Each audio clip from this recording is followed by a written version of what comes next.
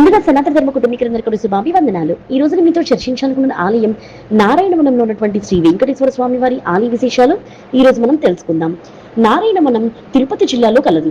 ఇక్కడ శ్రీ వెంకటేశ్వర స్వామి మరియు పద్మావతి దేవి కళ్యాణం జరిగిందని మన ఒక పురాణ గాథ. ఇది అత్యంత పవిత్రమైనటువంటి పుణ్యక్షేత్రం. పూర్వం ఆకాశరాజు నారాయణవనాన్ని రాజధానిగా చేసుకుని పరిపాలించేవాడు. ఆయన కుమార్తె శ్రీ పద్మావతి దేవి.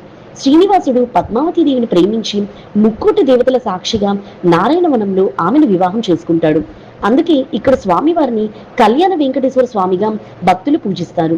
శ్రీ వెంకటేశ్వర స్వామి వారితో పాటు పద్మావతి అమ్మవారు ఒకే ప్రాంగణంలో వేర్వేరు సన్నిధుల్లో కొలువై ఉండే అతి కొద్ది క్షేత్రాల్లో నారాయణవనం క్షేత్రం కూడా ఒకటి. ఇక్కడ గర్భాలయంలో మూల విరాట స్వామివారి కుడి చేతికి కళ్యాణ కంకణం మరియు ఎడమ చేతికి వేట ఆయుధం స్పష్టంగా కనిపిస్తాయి. ఇది స్వామివారి పెళ్లినాటి రూపాన్ని గుర్తు చేస్తుంది.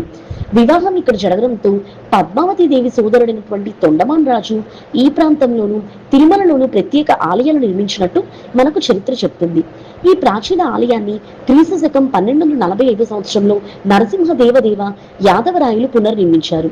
ఆ తర్వాత 1541 మరియు 42 కాలంలో పెనుగొండ వీరప్ప తదితరులు ఈ ఆలయ అభివృద్ధికి అత్యంత కృషి చేశారు. ద్రావిడ వాస్తుశైలికు ఈ ఆలయం ఒక చక్కటి నిదర్శనం.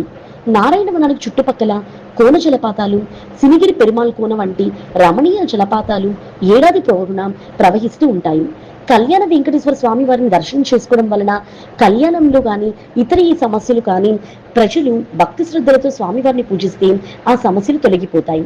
మరి తెలుసుకున్నారు కదా నారాయణవనంలో ఉన్నటువంటి శ్రీ కళ్యాణ వెంకటేశ్వర స్వామి వారి ఆలయ విశేషాలు.